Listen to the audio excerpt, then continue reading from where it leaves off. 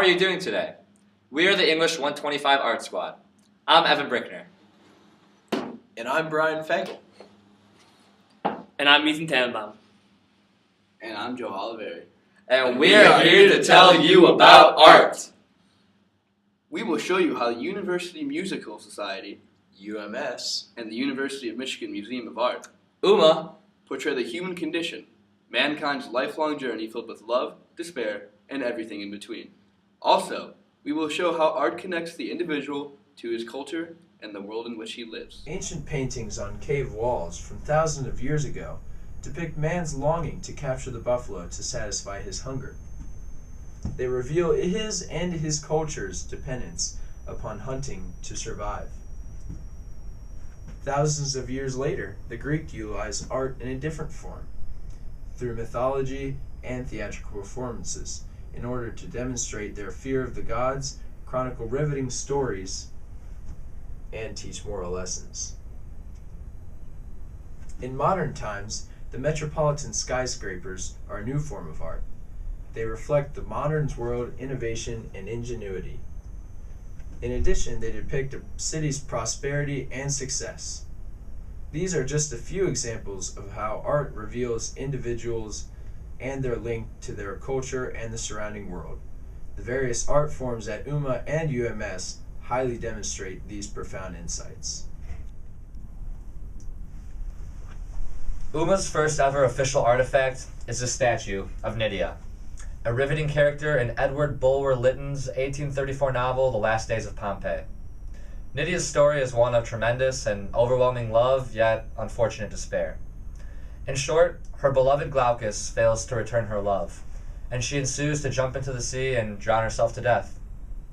This statue here shows us her quest to find Glaucus as she holds her hand up to her ear, restricted with blindness, hoping to make gains on her beloved. Nydia's forlorn expression illustrates to the viewer feelings of hopeless emotion. Her worn-out eyes, her declined eyebrows, her bent slouch greatly make visible to the viewer of her desperate struggle to capture love, a struggle that has been faced by many throughout the years. Her face, as with many other works of art, especially gives insight into the individual. I spoke with Pam Reister, an UMA curator, on this subject in particular. That you should look at art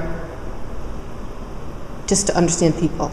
You know, you can't really get it from, it could be reading too, because she's a writer, but to understand the past, look at the paintings that people made, look at how they lived, and not just, you know, what did they wear, but try to understand the faces that are in the paintings, you know. So there are poetic reasons, there are very practical reasons, cultural reasons. Nearly every museum goer to identify himself with certain pieces of art because every culture is represented. The Buddhist shrine allows students observant of the Buddhist faith a chance to introspect and solace in front of the shrine. Just around the corner from here is a Hindu sculpture of the god Vishnu, and museum goers sometimes place coins next to it in order to express their faith unto Vishnu. Other pieces are a little less direct in connecting the individual. When I examined one of Jorg Seeland's wooden sculptures of two saints, Reister gave us a background story that told of Zanier's incineration during the Nazi regime. I drew upon my Jewish roots in order to relate to it. Like my ancestors, this piece stood the test of time.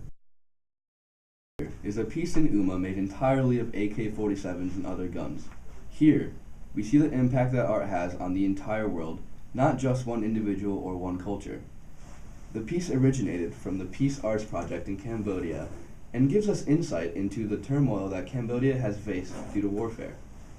Cambodia has been stuck in the middle of many conflicts, and there have been many peace movements surging throughout their nation. This piece is a statement against war and strives to send a message to further the idea of world peace. It reveals the current state of our world, one that is highly entrenched in war and conflict. You know, I recently attended a Japanese play called Complicite Shinkin. It gave tremendous insight into the culture in Japan during the 19th century. The atmosphere was very tense, and the stage was very dark throughout the play, and relationships among the characters were very formal and often uneasy. This gave the impression that Japanese culture was very rigid and austere during these times. Also, the two main characters were an aristocratic girl and her lowly servant boy.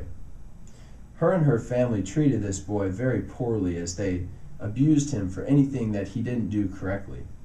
This revealed the strict separation between classes that existed during the 19th century in Japan. Also, music was a very big part of this play. The two main characters played the shamisen, which was a form of Japanese guitar. This emphasis on music paralleled the emphasis on music that existed during the 19th century in Japan. One of the things we started to do in our program books a number of years ago was to put in these little boxes about, if this piece was composed in 1842, here were other things happening in 1842.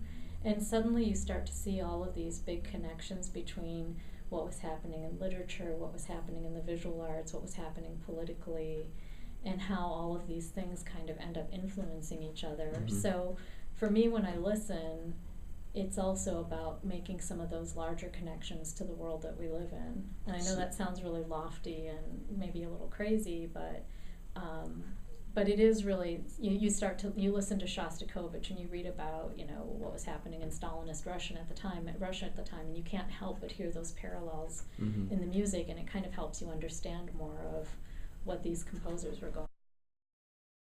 I hope you learned many things about art at the University of Michigan. Goodbye.